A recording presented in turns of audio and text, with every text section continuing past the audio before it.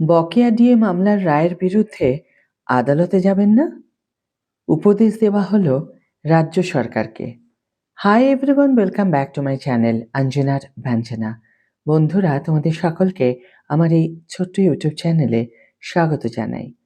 পঞ্চম বেতন কমিশনের আওতায় বকেয়া মহার্ঘ ভাতা বা ডিয়ারনেস অ্যালাউন্স অথবা ডিএ মেটানো নিয়ে মুখে কুলুপ এঁটেছে রাজ্য সরকার। গত 5ই ফেব্রুয়ারি রায়দান করা হয়েছে বকেয়া ডিএ মামলার।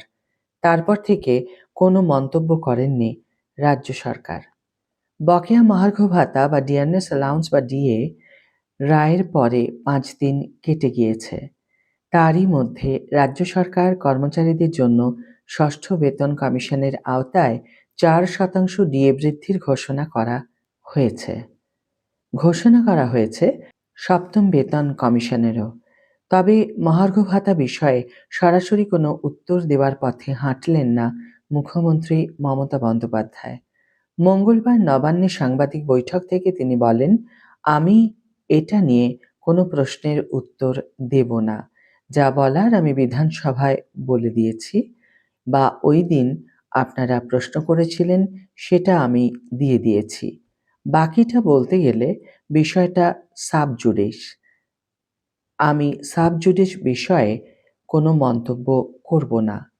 কোন প্রশ্নের প্রেক্ষিতে এরকম কথা বলেছেন মুখ্যমন্ত্রী? তিনি সেই মন্তব্য করেছেন একটি অসমাপ্ত প্রশ্নের প্রেক্ষিতে। যদিও সংশ্লিষ্ট সাংবাদিক নিজের প্রশ্ন শেষ করার আগেই মুখ্যমন্ত্রী উত্তর দেন। ওই সাংবাদিক বলেন, যদিও বিধানসভার সময় বলেছেন যে মহার্ঘ ভাতা 4% দেওয়া হবে, আর সেটুকু বলার পরই মুখ্যমন্ত্রী উত্তর দিতে শুরু করেন। তিনি জানান, ডিএর বিষয়টি আদালতে বিচারাধীন আছে, তাই কোনো মন্তব্য করতে চাইছেন না। যে বিষয়টি একেবারেই ভালোভাবে নিচ্ছেন না রাজ্য সরকারি কর্মচারীরা।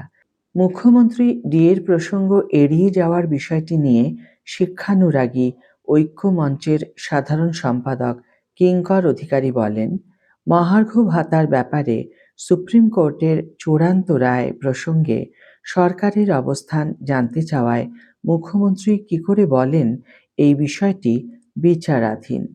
অযথা সময় এবং অর্থ ব্যয় করে রিভিউ পিটিশনে না গিয়ে অবিলম্বে সুপ্রিম কোর্টের এই চূড়ান্ত রায় মেনে নিক সরকার, না হলে ক্ষোভের আগুন দাবানলে পরিণত হবে। এখন প্রশ্ন হলো, সুপ্রিম কোর্ট কি নির্দেশ দিয়েছে? এমনিতেই গত 5ই ফেব্রুয়ারি সুপ্রিম কোর্ট নির্দেশ দিয়েছে যে পঞ্চম বেতন কমিশনের বকেয়া থাকা ডিএর 25% অবিলম্বে মিটিয়ে দিতে হবে রাজ্য সরকারকে। মহার্ঘ ভাতা পাওয়া রাজ্য সরকারি কর্মচারীদের আইনি বলবৎযোগ অধিকার হিসাবেও স্বীকৃতি দিয়েছে শীর্ষ আদালতের বিচারপতি সঞ্জয় কারোল এবং বিচারপতি প্রশান্ত কুমার মিশ্রের ডিভিশন বেঞ্চ।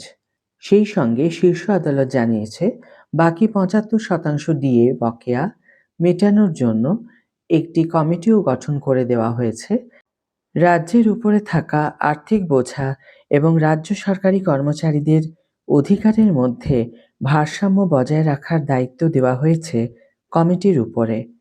বকেয়া প্রদানের বিষয়ে রাজ্য প্রশাসনের সঙ্গে আলোচনা করবে এই কমিটি।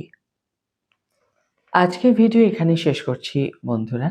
ভিডিওটি যদি কার্যকর বলে মনে হয়ে থাকে তাহলে অবশ্যই একটি ছোট্ট করে লাইক দিও, শেয়ার করো বন্ধুদের সাথে, কমেন্ট করে জানিও তোমাদের মতামত।